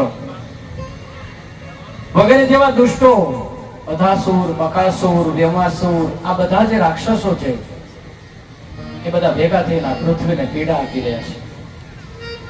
એટલે પૃથ્વી દેવની પાસે ગઈ, દુઃખનું વર્ણન કર્યું. દેવોએ કહ્યું આપણે સમદુખિયા છીએ, પીડા હરી વિના કોણ હરી શકે?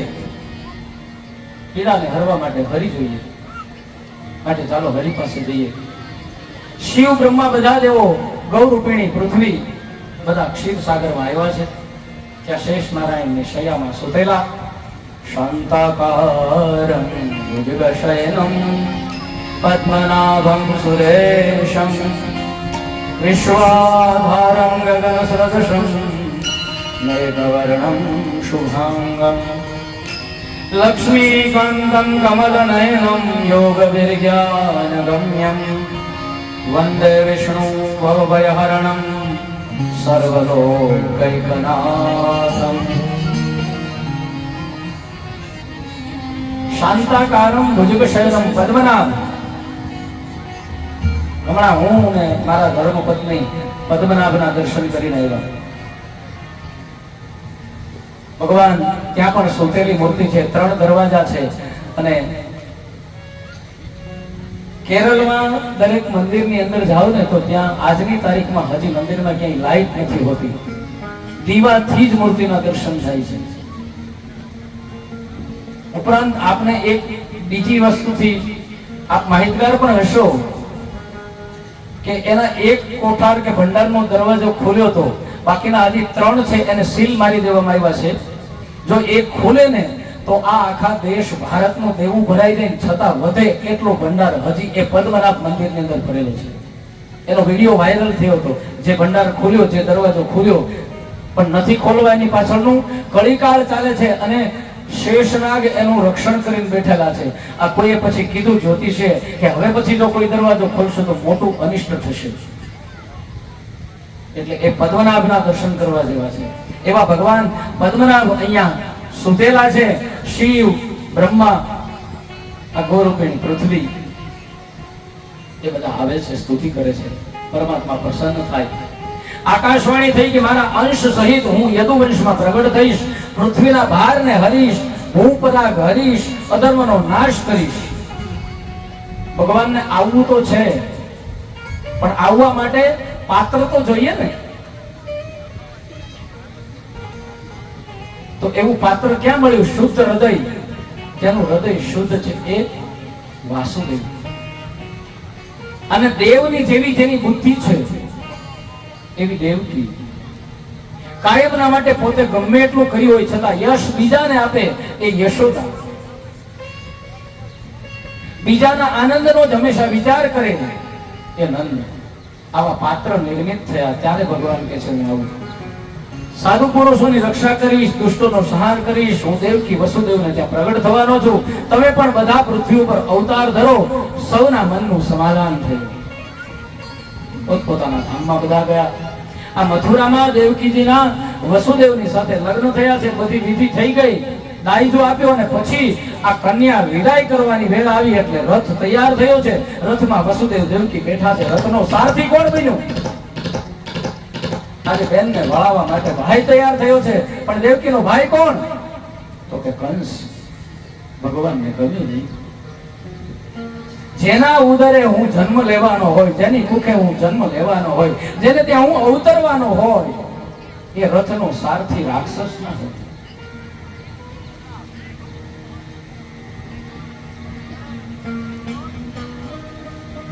કંસ એટલો બધો રડ્યો છે, ભાઈ બહેનનો પ્રેમ તો જોવું, પણ ક્ષણવારમાં પોતાના ઉપર આવે તો એનો એ પ્રેમ ક્યાં પલટાઈ જાય છે એ પણ જુઓ.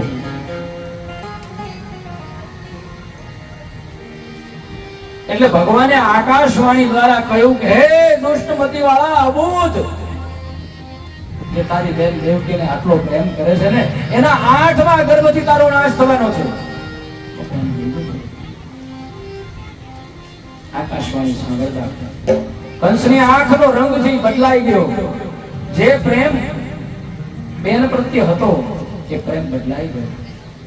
જે આંખો રડતી હતી એ આંખો લાલચોળ બની ગઈ. લગામ ખેંચીને ઘોડા ઉભા રાખી દીધા. ખડગ લઈ અને દેવકીને મારવા માટે ઉભો થયો.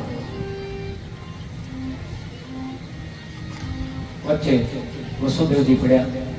હા કંસ,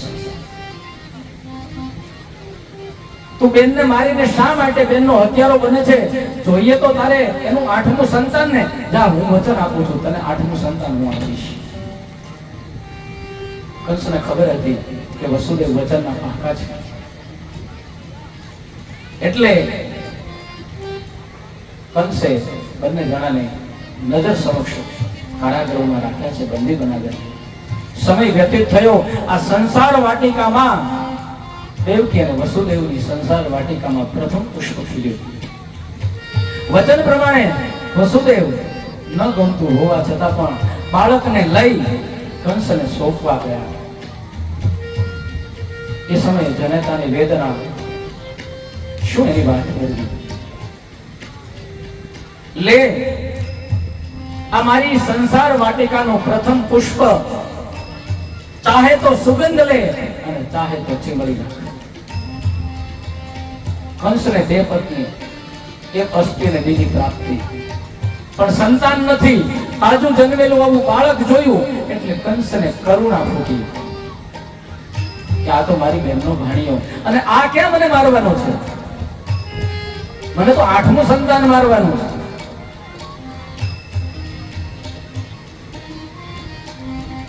બેનના બાળકને હૃદય લગાડ્યો, મારે આને ન મરાવે, આ તો મારો ભાણેજ, આને મારા પુત્રની જેમ ઉછેરીશ. વસુદેવ દેવકી રાજી થયા.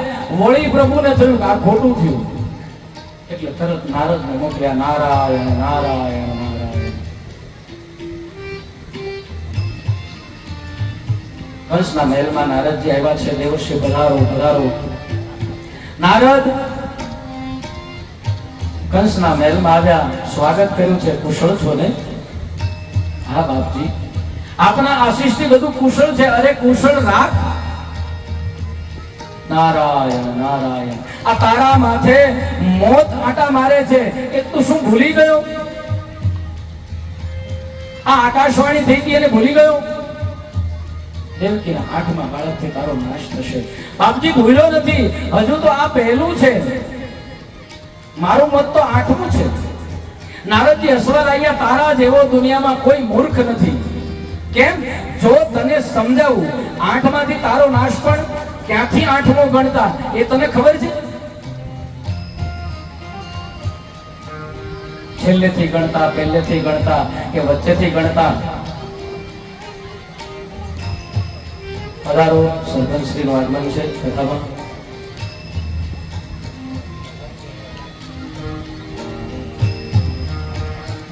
નારદજી સમજાવે કે ક્યાંથી તું ગણે છે, કેવી રીતે ગણે છે. એટલે કંસ કહે છે તો આ બાળકને મારી નાખું? તો નારદજી કહે છે કે હા પાડું તો હું હલવાઉં. એટલે કહે છે કે એ તારે જોવાનું છે.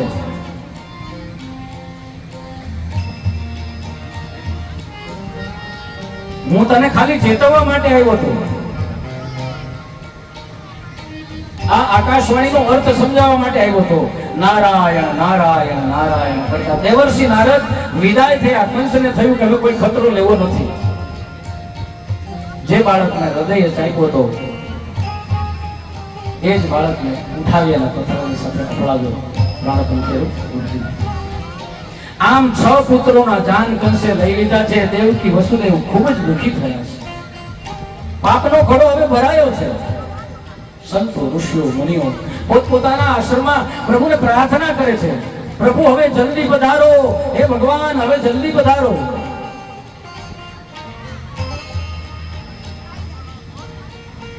વર્ષો પહેલા કોઈ ગુજરાતી પિક્ચરની અંદર સ્વર્ગીય હિન્દી ગાયક છે જે મુકેશ, અને એણે જે ગુજરાતી ગીત ગાયું હતું, આજે થયું અવતરવાનું ટાણું, હવે પ્રભુ અવતાર લ્યો તો હું જાણું. કંસની સામે તમે કૃષ્ણ થયા ને રાવણની સામે રામ, પણ આજે તો કંસનો પાર નથી રહ્યો, આ રાવણ તો સોમાનવાણું, હવે પ્રભુ અવતાર લ્યો તો પ્રભુ જાણ. કંઈક ને માર્યા તમે, કંઈક ને તાર્યા, અને ધર્યા વિધ વિધય અવતાર, પણ આજે જ્યારે ભીડ પડી ત્યારે અવતરતા લાગે કેમ વાર, એ હવે પ્રભુ અવતાર લ્યો તો પ્રભુ જાણ. શ્રદ્ધાનો દીવો તારો મંડ્યો રે બુઝાવા, આ હવે કોનું ઉપરાણું તાણું, હવે પ્રભુ અવતાર લ્યો તો પ્રભુ જાણ. આ ચંદ્રમાં તો હવે હાથ વેતમાં, અને સૂરજની ઘડીઓ ગણાય, આકાશ વિંધી એ અવકાશે આવ્યો, આ દોડ્યો આવે ને દોડ્યો જાય, બધું એ જીતાય પણ એક તો ના જીતાય, તો ગીતાનો ગાનારો સાચો માનું, હવે પ્રભુ અવતાર લ્યો તો પ્રભુ જાણ. પ્રભુ જે લીલા કરવા તૈયાર થયા છે, શેષ નારાયણને બોલાવ્યા અને કહ્યું કે રામા અવતારમાં તમે લક્ષ્મણ બન્યા, હવે તમે મોટા ભાઈ બનો, અગ્રજ બનો, હું અનુજ બનીશ. જાઓ તમે મા દેવકીના ઉદરમાં 7મા ગર્ભ તરીકે બિરાજો. ભલે પ્રભુ. ભગવાને માયાને બોલાવી, માયા કહી આજ્ઞા, પ્રભુ સાંભળો, 7મા ગર્ભ તરીકે મા દેવકીના ઉદરમાં શેષનારાયણ બિરાજે છે, તેને તમારી શક્તિ વડે સંકર્ષણ કરી અને વસુદેવના બીજા પત્ની રોહિણી જે નંદબાલાના ગોકુળમાં છે એના ઉદરમાં પ્રસ્થાપિત કરો. એટલા માટે દાવ છે રોહિણી ગણાય. અને માયા તો પોતે યશોદાની પુત્રી તરીકે આવજે, હું દેવકીના 8મા બાળક તરીકે આવીશ. પ્રભુ આજ્ઞાથી બધું ગોઠવાઈ ગયું છે.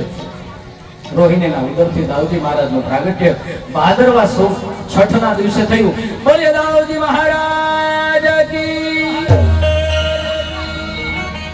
કંસને સમાચાર મળ્યા કે દેવકીને 7મો ગર્ભ રહ્યો છે, પણ પ્રસવ થતો નથી. શરૂઆતમાં તો કંસ પરેશાન થયો, પણ વિચાર્યું કે આ 6 બાળકોને મેં મારી નાખ્યા ને એટલે પશુ આવડ થઈ ગયું હશે.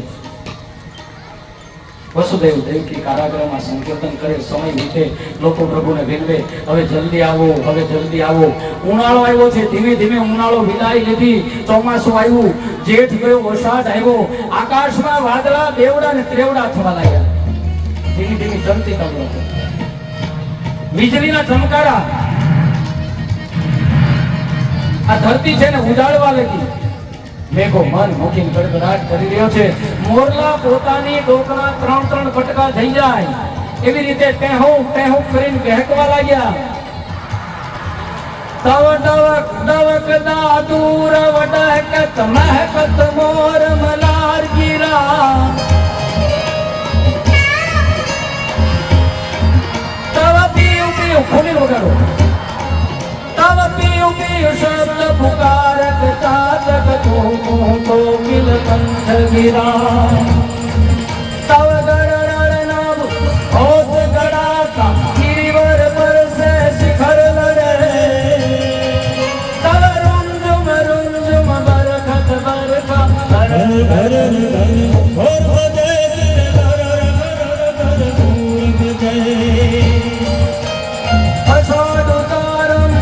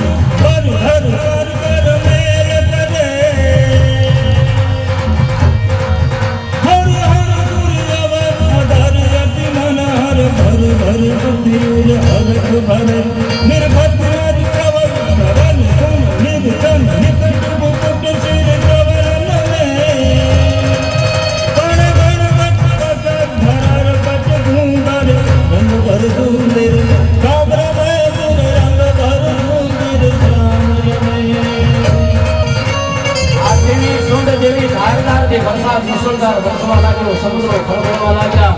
નદીઓ નાળા ઉભરાયા. યમુના બે કાંઠે વહેવા લાગી. અષાઢ પૂરો થયો, શ્રાવણ આવ્યો. વરસાદ સરોવરે ચાલુ થયો. શ્રાવણ જલ બરસે સુંદર બરસે બાદલ બરસે બરસે ગિરિવર બરસે લાલ લહેર નદિયા બરસે સાગર ગણપતિ બરસે વેદ ઝમર સે લટચર સે સતકારી પ્યારી મે બલિહારી ગોકુળ યાદો જાની રે જીરે ગોકુળ યાદો. અજવાળિયો ગયો અને અંધારીઓ આવ્યો. એકમ ગઈ, બીજ ગઈ, ત્રીજ ગઈ, ચોથ ગઈ, પાંચમ ગઈ, છઠ ગઈ, સાતમ ગઈ ને આઠમ આવી. દિવસ જતા કઈ વાર ન લાગે. આઠમના સૂર્યનારાયણે આખી ધરતીને ઉજાળી દીધી. વૃંદાવન વિહારી આ દુનિયાનો ઉદ્ધાર કરવા આજે આવવાના છે. સાંજ પડી. સૂર્યનારાયણે પોતાના ઘોડાને હસ્તાક્ષર દબાયા. ધીમું ધીમું અંધારું ઉતરવા લાગ્યું. પશુ પંખીઓ પોતાના માળામાં પાછા ફર્યા. લોકો કામ ધંધેથી ઘરે પાછા ફર્યા. સર્વ ગુણોથી શોભિત એવા એવો સમય આવ્યો છે. આકાશ નિર્મળ થયું છે. ભૂમિ શુદ્ધ બની છે. જળ શુદ્ધ બન્યું છે. વાયુની શુદ્ધિ છે. અગ્નિની પણ શુદ્ધિ બનાવી છે. વરસરાથી માતાજી પધાર્યા છે. એમનું પણ કથામાં સ્વાગત છે. આમ 5 મૂળ તત્વોમાં શુદ્ધિનો સંચાર થયો છે. બધાના મન છે તે પ્રસન્ન થયા છે. રાત્રિનો સમય ભગવાન ચંદ્રવંશમાં પ્રગટ થવાના એટલે ચંદ્રમાની પત્નીમાં પ્રગટ થવું જોઈએ. ચંદ્રમા નિશાનાથ છે એટલા માટે ભગવાન રાત્રિ આવ્યા છે.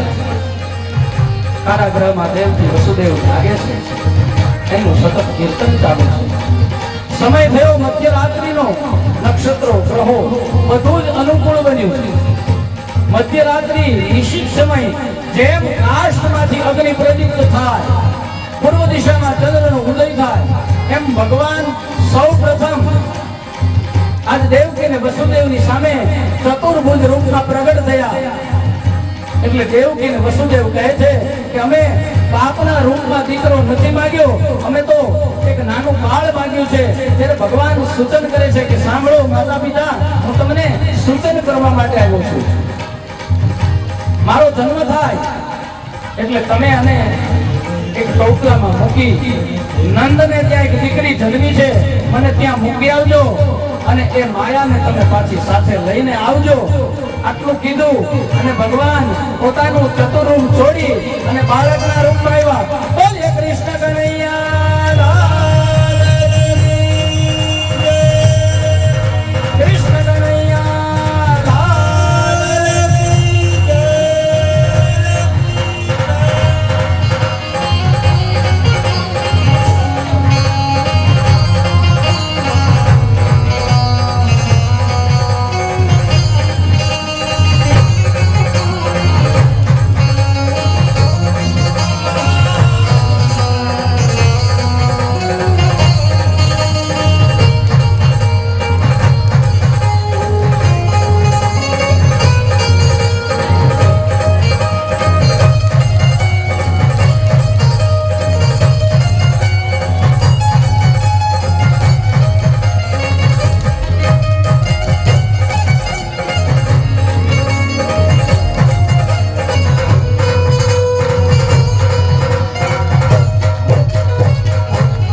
બધાનું સ્વાગત છે, પણ થોડી વાર માટે ઉભા રહી જાઓ, કારણ કે હજી ભગવાનનો જન્મ થયો છે.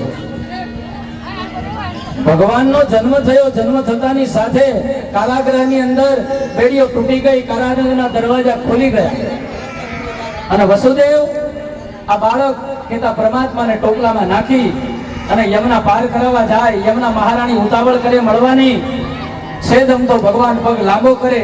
યમુના રાણીની અંદર ભગવાનનો સેજ પગ જાય, યમુના મહારાણી રજા આપી દે. નંદના ફળિયામાં વસુદેવ પહોંચે, ટોપલામાંથી કૃષ્ણને ઉતારી અને યશોદા મૈયાના પડખામાં સુવડાવે. માયા સૂતીથી એને લઈ લે, લઈને પાછા કારાગૃહમાં આવે. કારાગૃહમાં આવતાની સાથે બેડીઓ બંધાઈ જાય, કારાગૃહના દરવાજા બંધ થઈ જાય અને પેલી બાળકી રડવા લાગે.